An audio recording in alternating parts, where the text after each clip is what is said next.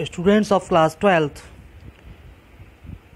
in subject informatics practices.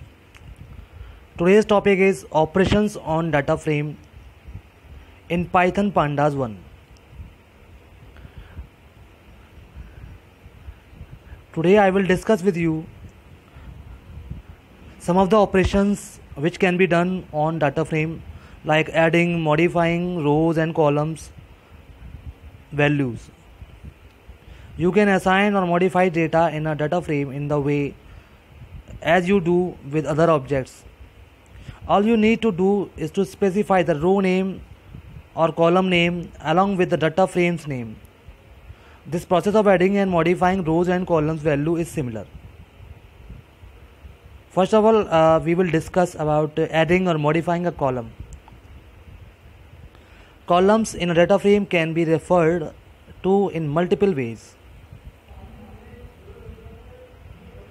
Assigning a value to a column will modify it if the column already exists. अगर आप किसी column की value को add करना चाहते हैं, यानी कि आप किसी की वैल्यू को ऐड कर रहे हैं कॉलम में और वो पहले से नहीं है तो वो क्रिएट हो जाएगी. If the column is already exist with the same value then it will modify it, तो उसकी वैल्यू को मॉडिफाई कर देगा.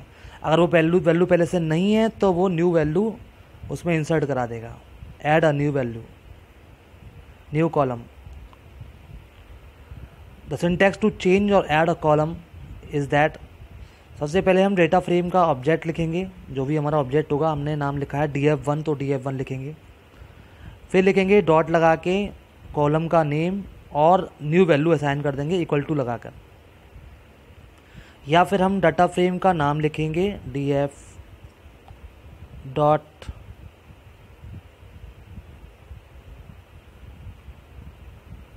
डॉट नहीं लगाएंगे, कोलन लिखेंगे और कॉलम का नाम लिख देंगे इक्वल टू न्यू वैल्यू. यानी इस तरह से हम वैल्यू को मॉडिफाई करेंगे किसी कॉलम की. इनमें से कोई भी एक मेथड आप अप्लाई कर सकते हैं. Let's see example. If the given column name does not exist in data frame, then a new column with this name is added. जैसा मैंने आपको बताया था, अगर वो कॉलम पहले से नहीं है तो उस नाम का कॉलम उसमें ऐड हो जाएगा डाटा फ्रेम के अंदर.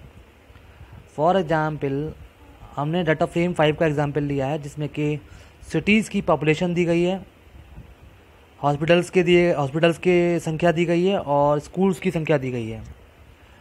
सपोज दैट अगर मैं यहाँ पर डेंसिटी कॉलम ऐड करूँ जो कि पहले से नहीं है, मॉडिफाई करूँ तो मॉडिफाई नहीं होगा, वो ऐड हो जाएगा. जहाँ से ये देखो ऐड हो रहा है. ये डेंसिटी जो है वो कॉलम का नेम है और डाटा फ्रेम का नाम ये है, ऑब्जेक्ट का नाम ये है DTF5. और इसके अंदर हम जो वैल्यू सप्लाई करेंगे इसको वो है 1219. ये 1219 वैल्यू सभी को इक्वली असाइन हो जाएगी सभी रोज़ में, क्योंकि हमने को एक ही वैल्यू सप्लाई की है. Is that clear students? यहाँ पर ये कॉलम ऐड हो गया है क्योंकि यहाँ पर डेंसिटी नाम का कॉलम पहले से नहीं था तो नया कॉलम ऐड हो गया है. If you want to assign the different values to the rows, different rows को डिफरेंट वैल्यू असाइन करनी हो तो हम उसकी वैल्यू को कॉमा लगा के एक लिस्ट में दे देंगे. तो एक न्यू कॉलम ऐड हो जाएगा डेंसिटी का, और जिसकी कि हर वैल्यू अलग अलग होगी. जैसे आप यहाँ देख रहे हैं ये सारी वैल्यूज़ यहाँ से ली गई हैं, ये रही. सेम सिंटैक्स रहेगा, कोई डिफरेंस नहीं है. अब हम AT और LOC का यूज़ करके भी ऐड कर सकते हैं. यहाँ पर अपने पहले AT का यूज़ देखेंगे, फिर LOC का यूज़ करेंगे. डाटा फ्रेम ऑब्जेक्ट लिखेंगे, डॉट लगा के AT लिखेंगे,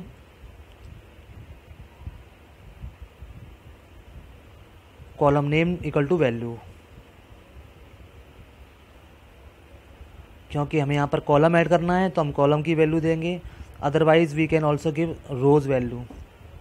यहाँ पर रोज़ की वैल्यू को छोड़ने के लिए पहले आप कोलन लगा देंगे, कोलन को ब्लैंक छोड़ देंगे. यहाँ आपने देखिए मैंने कोलन लगा के छोड़ दिया है, कॉलम के आगे कोई वैल्यू नहीं दी, क्योंकि रोज़ की वैल्यू नहीं देनी, हमें कॉलम की वैल्यू देनी है। तो कॉलम की वैल्यू हमने यहाँ पर असाइन कर दी, ये वैल्यूज़ हैं।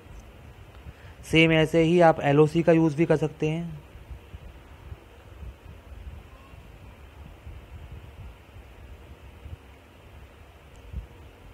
Now let's see example. यहाँ पर हमने डाटा फ्रेम 5 में एक कॉलम ऐड किया है डेंसिटी नाम से, और उसकी वैल्यू हमने यहाँ पर लिस्ट के अंदर 5 रोज़ की वैल्यू यहाँ पर सप्लाई कर दी, कॉमा लगा के लिस्ट बना दी। और इधर कोलन लगाना ज़रूरी है, क्योंकि कोलन ये बता रहा है पहले रोज़ की वैल्यू आएंगी